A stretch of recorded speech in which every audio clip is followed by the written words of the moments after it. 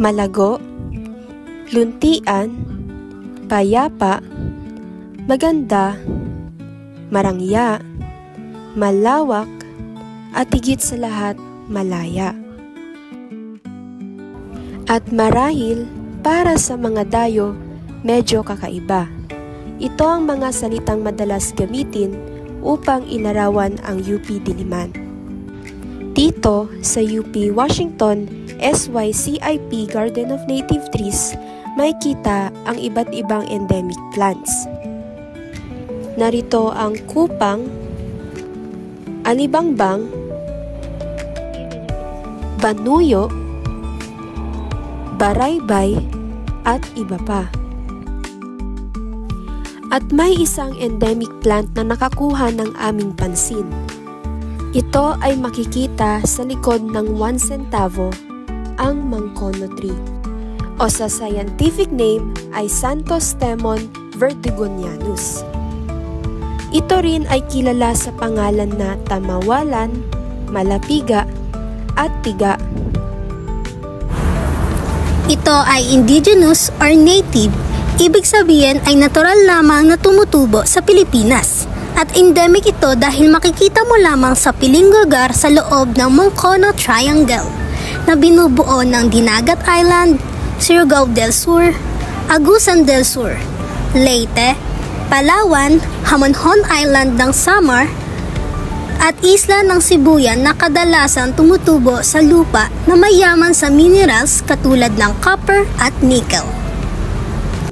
Ang Mangkono rin ay kilala bilang superstar dahil sa ganda at mapula nitong bulaklak. Kilala rin ito bilang isang ironwood tree dahil sa tindi ng densidad at tibay nito. Kaya naman, mahirap ito putulin. Ang kahoy na ito ay napakabigat at napakakapal kumpara sa karamihan ng mga hardwoods. Kaya nitong lumubog sa tubig dahil sa bigat nito. Ito rin ay umaabot ng hanggang 2 o 4 na araw pag pinutukoy. Kailangan din dapat meron itong tubig para hindi mag-overheat yung panglagari na ginagamit dito. Hindi din ito basta-basta inaanay dahil sa sobrang tibay nito. Naniniwala ang mga tao na kapag ang puno na ito ay nakakaranas ng matitinding ulan, mas tumitibay daw ito.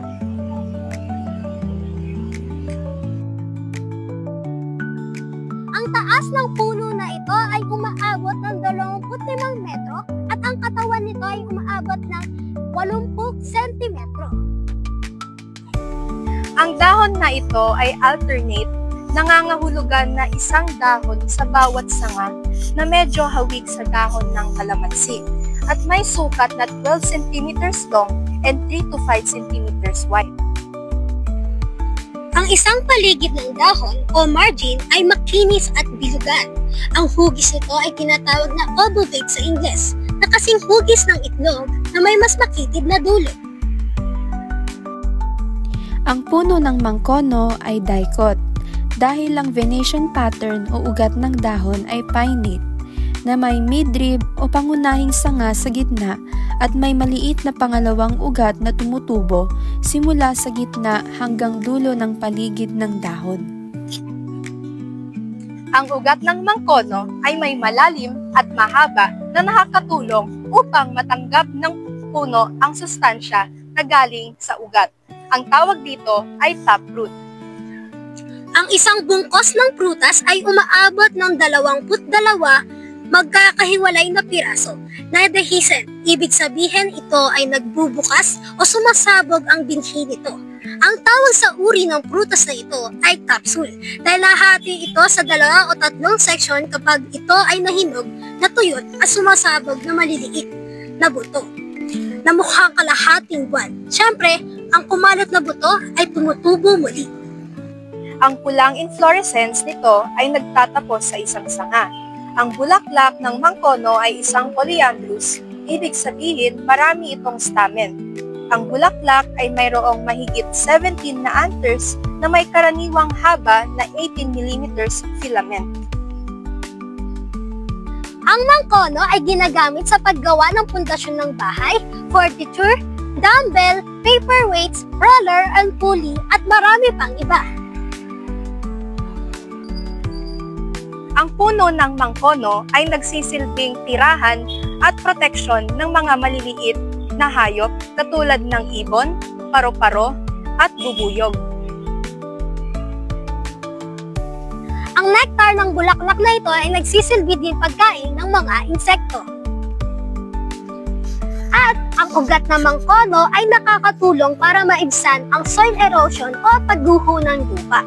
Kaya naman, napaka-importante na pahalagan natin ang ating mga native na puno na sariling atin dahil ito ay natural na tumutubo sa Pilipinas at sanay na ito sa panahon o klima natin. Hindi katulad ng ibang halaman na invasive na ibig sabihin ay Mabilis itong tumubo na pwedeng sumira sa ating ecosystem na parang nananakop.